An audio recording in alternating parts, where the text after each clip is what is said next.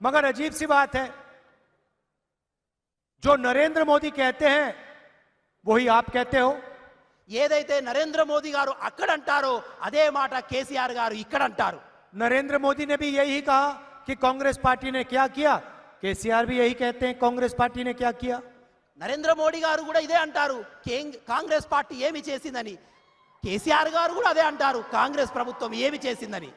लोकसभा में जब भी नरेंद्र मोदी को जरूरत पड़ती है केसीआर पूरी मदद करते हैं, चाहे जीएसटी हो, चाहे नोटबंदी हो, चाहे किसान के खिलाफ जो कानून बना है वो हो, जमीन अधिग्रहण बिल हो, एकदम केसीआर मदद करते हैं। కేంద్రంలో ఉన్నటువంటి నరేంద్ర మోడీ గారు పార్లమెంట్లో ఎటువంటి చట్టాలు తీసుకొచ్చినా దానికి కేసీఆర్ గారు సమర్థిస్తారు। అది రైతుల నల్ల చట్టం అయితేంది, అది జీఎస్టీ చట్టం అయితేంది, అది నోట్ల రద్దు చట్టం అయితేంది। आप देखिए, मैं नरेंद्र मोदी के खिलाफ लड़ता हूं, पूरा देश जानता है। చూడండి, నేను నరేంద్ర మోడీ గారికి వ్యతిరేకంగా పోరాడుతాను, ఇది దేశమంతా తెలిసిన విషయం। सब लोग जानते हैं। అందరికీ 24 केस తెలుసు। है मेरे खिलाफ, 24 केस है मेरे खिलाफ। 24 కేసులు నా మీద నరేంద్ర మోడీ గారు మోపారు।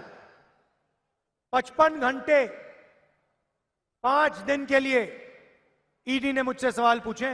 55 గంటలు 5 రోజులు నా మీద ఈడీ దర్యాప్తు కొనసాగింది। 2 बजे रात तक 2 గంటల రాత్రి గంట వరకు मेरी लोकसभा की सदस्यता रद्द कर दी। నా యొక్క లోక్సభ సభ్యత్వాన్ని కూడా వీరు రద్దు చేశారు। मेरा घर छीन लिया। నా ఇంటిని కూడా లాక్కున్నారు।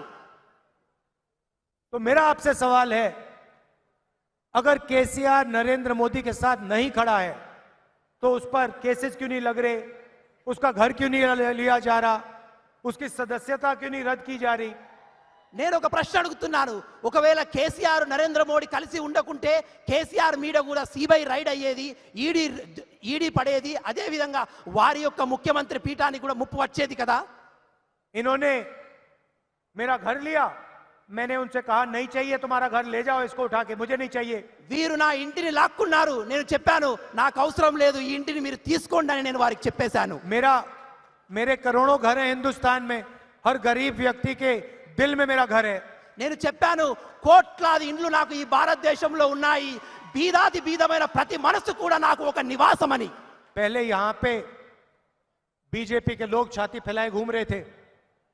కొన్ని రోజుల క్రితం బీజేపీ వాళ్ళు ఈ ఏరియాలలో ఈ రాష్ట్రంలో ఛాతీ ఇట్లా నిబ్బరపరుచుకొని తిరిగేవారు। जहां देखो पहले नरेंद्र मोदी, अमित शाह, योगी छाती फैलाए घूम रहे थे, छाती फैलाए घूम रहे थे। ఎక్కడ చూసినా నరేంద్ర మోడీ గారు, అమిత్ షా గారు ఛాతులు ముందుకు పొడుచుకొని మరి దిట్టంగా తిరిగే కనిపించేవారు। तेलंगाना में अमित शाह ने कहा कि हम ओबीसी चीफ मिनिस्टर लाएंगे। వారు బీజేపీ వాళ్ళు చెప్పారు తెలంగాణలో మేము ఓబీసీ ముఖ్యమంత్రిని నిలబెడతామని। भैया पहले 2% वोट तो लाओ, फिर बात करना सीएम की। ముందైతే ప్రజల నుండి ఓట్లు తెచ్చుకోండి, తర్వాత ముఖ్యమంత్రి విషయం గురించి ఆలోచిద్దాం। पूरी हवा बीजेपी की निकाल दी कांग्रेस पार्टी ने। కాంగ్రెస్ పార్టీ బీజేపీ యొక్క గాలి మొత్తం తీసేసింది। मतलब गाड़ी में 4 टायर होते हैं, चारों के चारों टायर हमने पंचर कर दिए बीजेपी वाले। ఏ విధంగానైతే కారుకు 4 టైర్లు ఉంటాయో ఆ 4 టైర్ల గాలి తీసేసినట్టు బీజేపీ తీసేసింది, और फाड़ के फेंक दिए। తీసి బయట పడేసినాం। अब बीजेपी क्या कर रही है, पीछे से केसीआर की मदद कर रही है। ఇప్పుడు బీజేపీ పని అయిపోయింది కాబట్టి ఇప్పుడు కేసీఆర్ కి భయం మొదలు పెట్టింది। और केसीआर बीजेपी की मदद कर रहा है। కేసీఆర్ బీజేపీని సహకరిస్తున్నారు, అదే విధంగా బీజేపీ కేసీఆర్ ను और సహకరిస్తుంది। इस ड्रामे में तीसरा प्लेयर भी है MIM। ఈ ఇద్దరి మధ్యలో మరొక మిత్రుడు ఉన్నాడు ఎంఐఎం। जहां भी देखो कांग्रेस को तंग करने लग जाते हैं। ఎక్కడ చూసినా కాంగ్రెస్ ను ఇబ్బంది పెట్టడమే ఈ ఎంఐఎం యొక్క లక్ష్యం। बीजेपी से नहीं लड़ते कभी। వాళ్ళు బీజేపీతో కొట్లాడరు। असम में, राजस्थान में, मध्य प्रदेश में, गोवा में जहां भी कांग्रेस बीजेपी के खिलाफ लड़ती है वहां आपको MIM के लोग दिखेंगे, बीजेपी से पूछ के टिकट लगा देंगे अपने। నా కుటుంబ సభ్యులారా,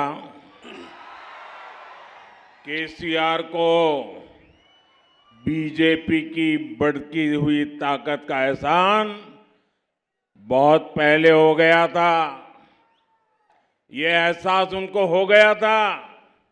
लंबे समय से केसीआर इस कोशिश में थे कि किसी तरह बीजेपी से दोस्ती कर लें।